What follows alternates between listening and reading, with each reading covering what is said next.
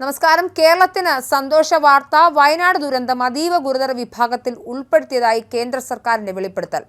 2219 കോടി രൂപയുടെ പാക്കേജ് അന്തർ മന്ത്രാലയ സമിതി പരിശോധിക്കുകയാണ്. പരിശോധനയ്ക്ക് ശേഷം കേരളത്തിന് അനുകൂലമായ നിലപാടുണ്ടാകുമെന്നാണ് പ്രതീക്ഷിക്കുന്നത്. ഇതോടുകൂടി കേരളത്തിലെ വയനാട് പുനരധിവാസത്തിന് വേഗം കൂടും. മാർഗനിർദ്ദേശങ്ങൾക്കനുസരിച്ചാകും സഹായധനത്തിൽ തീരുമാനം അന്തിമമായി ഉണ്ടാവുക.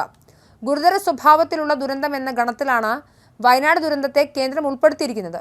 വയനാട് ദുരന്തത്തെ അതീവ ഗുരുതര വിഭാഗത്തിൽപ്പെടുത്താനായിരുന്നു കേരളം ആവശ്യപ്പെട്ടത്. എന്നാൽ കേരളം ആവശ്യപ്പെട്ടതുപോലെ ലെവൽ 3 വിഭാഗത്തിൽ വയനാട് ദുരന്തത്തെ ഉൾപ്പെടുത്തിയോ എന്ന് വ്യക്തമല്ല. ലെവൽ 3 ദുരന്തത്തിൽ ഉൾപ്പെടുത്തിയോ എന്ന കാര്യം കേന്ദ്ര സർക്കാർ തന്നെ വ്യക്തമാക്കേണ്ടതുണ്ട്. അതേസമയം ദുരന്തബാധിതർ മാസങ്ങളായി ജീവിതം നയിക്കുകയാണ്.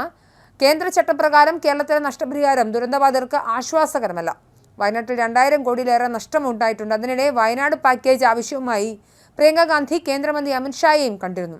UDF LDF എംപിമാർ പ്രിയങ്ക ഗാന്ധിക്കൊപ്പം ഉണ്ടായിരുന്നു. 2221 കോടി രൂപയുടെ സഹായമാണ് സംഘം തേടിയത്. വയനാട് പാക്കേജിൽ നാളെ വിശദാംശങ്ങൾ നൽകാമെന്ന് അമിത്ഷാ അറിയിച്ചിട്ടുണ്ട്. ഇതുവരെ സംസ്ഥാനത്ത് നൽകിയ സഹായവും കേന്ദ്ര പരിഗണനയിലുണ്ടെന്ന് നാളെ അറിയിക്കാമെന്നാണ് അമിത്ഷാ വ്യക്തമാക്കിയത്. എന്തായാലും പ്രിയങ്ക ഗാന്ധിയും LDF UDF എംപിമാരുടെ സംയുക്ത സംഘമാണ് അദ്ദേഹത്തെ ചെന്ന് കണ്ടതെന്നാണ് മനസ്സിലാക്കുന്നത്. എന്തായാലും സംസ്ഥാന ദുരന്ത നിവാരണ നിധിയിൽ കേരളത്തിൻ്റെ 753 കോടി രൂപയാണുള്ളത്. 153 കോടി രൂപ കേരളത്തിന് നവംബർ 16 അനുവദിക്കുകയും ചെയ്തിരുന്നു. വ്യോമസേന രക്ഷാപ്രവർത്തനത്തിനും അവശിഷ്ടങ്ങൾ നീക്കം ചെയ്യാനുമായി ചെലവായ തുകയാണിത്. എന്തായാലും കേരളത്തിനെ കേന്ദ്രം സഹായിക്കാൻ ഒരുങ്ങുന്നു എന്ന ശുഭകരമായ വാർത്തയാണ് ലഭിക്കുന്നത്. ഇത് കേരളത്തെ സംബന്ധിച്ച്, സാമ്പത്തിക ദുരിതത്തിലായിരിക്കുന്ന കേരളത്തെ സംബന്ധിച്ച് വളരെ നിർണായകമായ അവസരമാണ്.